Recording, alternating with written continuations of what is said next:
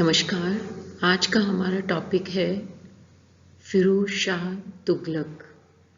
फिरोज शाह तुगलक का जन्म 1309 में पंजाब में हुआ था। उनके पिता सिरपाह सलार रजब सुल्तान गयासुद्दीन तुगलक का छोटा भाई था। गयासुद्दीन के बाद मोहम्मद बिन तुगलक ने फिरोज का संरक्षण किया और उसके शासनकाल में ही उसको नायब आमिर हाजिब का पद प्रदान किया। और जब गुजरात के विद्रोह का दमन करने के लिए गया तो सुल्तान मोहम्मद ने फिरोज को मलिक कबीर और मलिक अयाज दोनों की सलाह पर अपनी अनुपस्थिति में शासन चलाने का आदेश दिया और बाद में उसको अपने पास बुला लिया। और इस प्रकार फिरोज ठट्टा में ही था जब सुल्तान की मृत्यु हुई थी। अब हम आगे इसकी स्टडी करेंगे कि उसने फिरोज शाह तुगलक के समय में पहले तो जैसे ही उसने गद्दी संभाली तो उसके सामने मुख्य समस्याएं क्या थी। सबसे बड़ी समस्या थी कि राज्य विघटन तथा दुर्बल हो गया था बहुत ज़्यादा। जिस समय मोहम्मद बिन तुगलक सिंहासन बैठा था उसी समय जो है उड़ीसा, आसाम, नेपाल, कश्मीर तथा राजस्थान के कुछ भागों को छोड़कर सारा तुगलक साम्राज्य का एक भाग था। लेकिन जैसे ही फिरोज तुगलक बैठा उस समय मोहम्मद बिन तुगलक के ही समय बहमनी, विजयनगर, दक्षिण के राज्य स्वतंत्र हो चुके थे, बंगाल स्वतंत्र हो गया था और सुल्तान बिहार पर भी अधिकार करने की चेष्टा कर रहे थे। पश्चिम में सिंध सुल्तान मोहम्मद की मृत्यु और फिरोज शाह के शासक बनते समय विद्रोहियों के अधिकार में आ गया था। इसके अलावा कांगड़ा, अवध, गोरखपुर, तिरहुत के हिंदी सामंतों ने कर देना बंद कर दिया था। गुजरात तथा पंजाब पर सिंध के सफल विद्रोही मंगोलों को आक्रमण के लिए उकसा रहे थे। इस प्रकार प्रजा में चारों ओर निराशा, विद्रोह तथा असंतोष था और फिरोज की नीतियों तथा कार्यों की ही वजह से ये हो सकता था कि साम्राज्य में शांति और व्यवस्था बनाई रहे। तो सबसे पहले शांति तथा व्यवस्था की स्थापना करने की उसने कोशिश की। उसने सामंतों, उलेमा तथा अधिकारियों को इनाम, जागीर तथा सम्मान प्रदान किए। पिछले शासनकाल में दंडित अपराधियों को रिहा कर दिया, यातनाएं देने की प्रथा का अंत कर दिया और मोहम्मद द्वारा जिन लोगों को बहुत ज़्यादा सजाएं दी गई थी उनके वंशजों को धन देकर संतुष्ट किया गया। इसके अलावा जो मोहम्मद बिन तुगलक के समय 2 करोड़ उधार के रूप में किसानों की सहायता के लिए बांटा गया था और वो काफ़ी धन वजीर अहमद अयाज ने भी लोगों को अपने पक्ष में करने के लिए बांट गया था। इसके अलावा फिरोज ने दया की नीति अपनाकर इस समस्त धन को माफ कर दिया तथा कागजों में जिनमें यह कर्ज था दरबार में खुले रूप से जला दिया गया। नेक्स्ट उसने कोशिश की शासन में सुधार।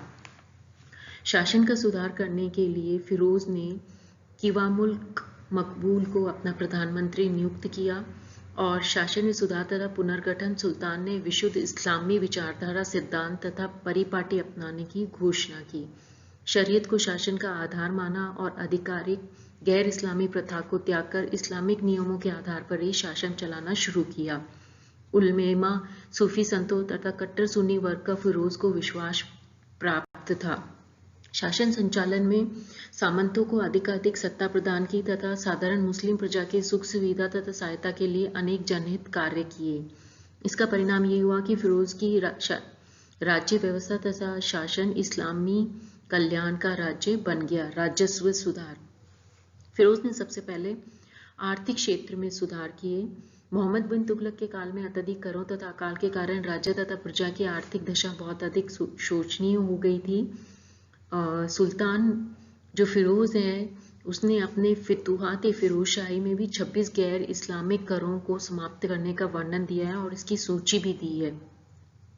यह समस्त गैर इस्लामिक कर आबवाब कहे जाते थे और अधिकांश चुंगी, चरागाह या मकान कर के रूप में ही वसूल किए जाते थे। गैर इस्लामिक करों की समाप्ति के बाद फिरोज ने केवल इस्लाम द्वारा मान्य खराज, खम्स, जकात तथा जजियों को ही वसूल करने का निश्चय किया। कर व्यवस्था को ठीक करने और राज्य की आमदनी को फिर से निश्चित करने के लिए उसने ख्वाजा इसामुद्दीन जुनैद को नियुक्त किया और उसने सारे राज्य में भ्रमण किया और इसमें पूरे 6 साल लग गए और इसी के आधार पर खालसा भूमि पर 6 करोड़ 65 लाख निश्चित किया कर और ये फिरोज के शासन के संपूर्ण 80 वर्ष के काल में इसमें फिर आगे कोई भी परिवर्तन नहीं हुआ।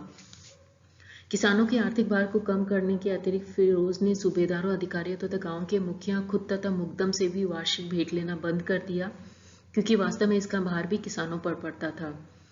खराज के अतिरिक्त फिरोज ने खुम्स युद्ध में प्राप्त लूट का धन भी इस्लामी सिद्धांतों पर आधारित किया। इस्लामिक कर पद्धति के अनुसार लूट का 1/5 भाग राज्य को और 4/5 भाग सैनिकों को देने की व्यवस्था जो थी, लेकिन अलाउद्दीन खिलजी ने इस अनुपात को उल्टा कर दिया था। उसको वापस इस्लाम के अनुसार ही उसने किया।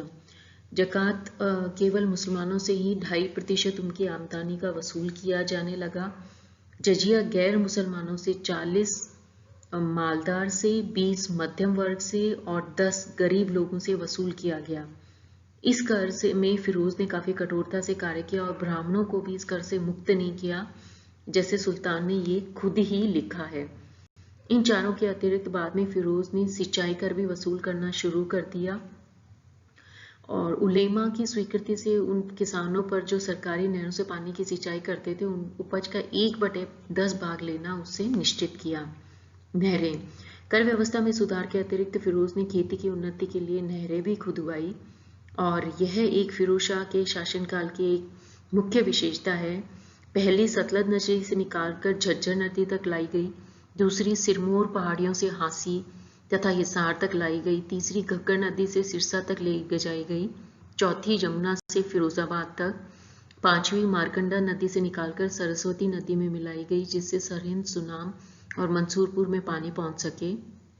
बाग। नहरों के अतिरिक्त फिरोज ने लगभग 1200 बाग दिल्ली के आसपास लगवाए, जिनमें फल तथा मेवों की अत्यधिक उपज हुई। इन बागों से भी राज्य की आमदनी में 80,000 प्रतिवर्ष की वृद्धि हो गई और फल भी सस्ते उपलब्ध हो सके। इन सब का परिणाम यह हुआ कि जो फिरोज ने राजस्व की नीति अपनाई उनमें कई दोष भी थे, जैसे जजिया का विस्तृत कर दिया जाना, जागीर प्रथा का फिर से चलाया जाना, ये सब उसके जो शासनकाल है उसके दोष भी हैं।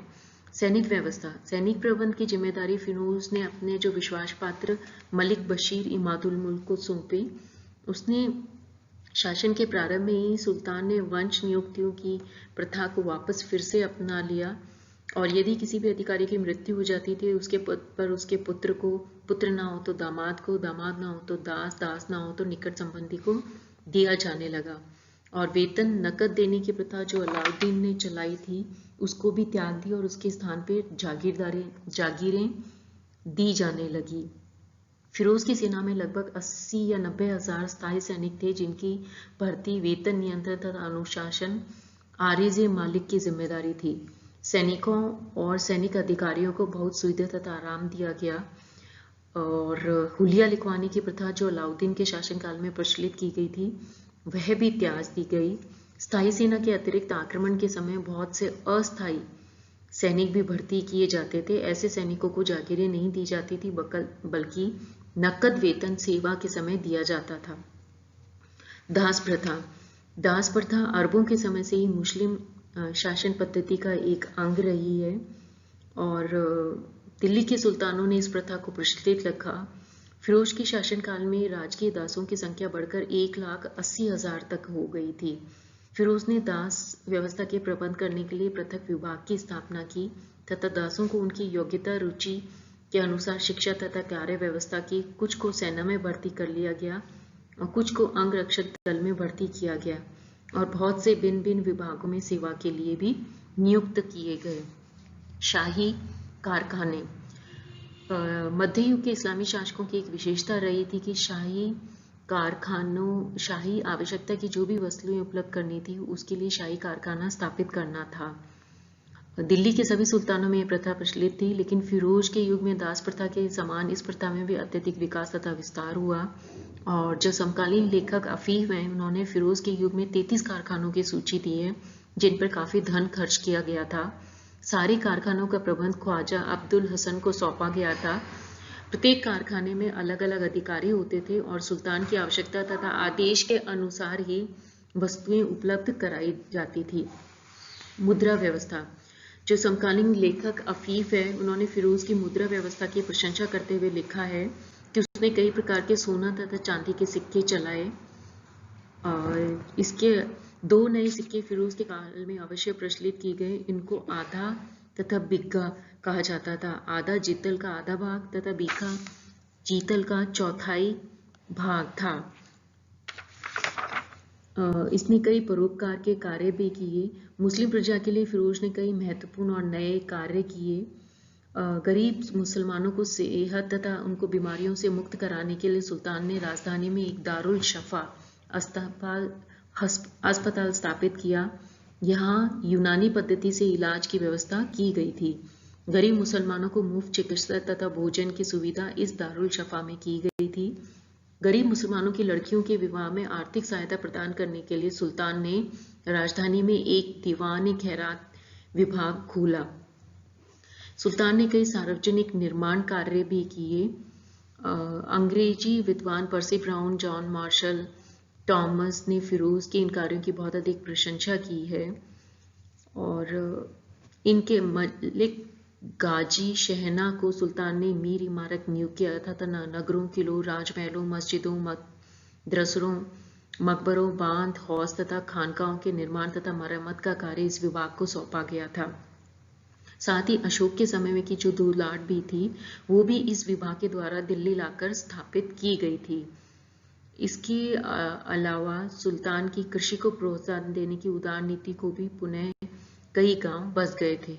उसकी फिरोजाबाद, दिल्ली में कोटला, फिरोजशाह, फतेहाबाद, हिसार, जौनपुर, फिरोजपुर आदि महत्वपूर्ण नगरों की स्थापना की थी। उसने 4 मस्जिदों, 30 महलों, 200 काफिलों, सरायों, 5 जलाशयों, 5 हॉस्पिटल्स आदि की स्थापना की थी। उनकी जो धार्मिक नीति थी, फिरोज का शासनकाल घोर प्रतिक्रियावादी, कट्टरपंथ तथा धर्मात्मा का युक्त था।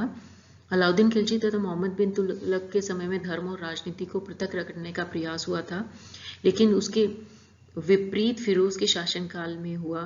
फिरोज बहुत कट्टर और संकीर्ण था। उसका शासनकाल सांप्रदायिक राज्य की चरम सीमा पर था। सुन्नी इस्लाम की सर्वोच्चता स्थापित करने के लिए उसने शियों, मुसलमानों में कुमारगी मतों जैसे मुलाहिदों तथा इबाहतियों का निर्दयता के साथ दमन किया। उनके ग्रंथ को नष्ट किए गए और उनको कड़ी से कड़ी सजाएं दी गई। हिंदुओं के प्रति भी सुल्तान ने कट्टरता रखी। ब्राह्मणों पर जजिया कर लगा दिया। नगरकोट तथा उड़ीसा में हिंदुओं के मंदिरों को ध्वस्त कर दिया इत्यादि। धन्यवाद।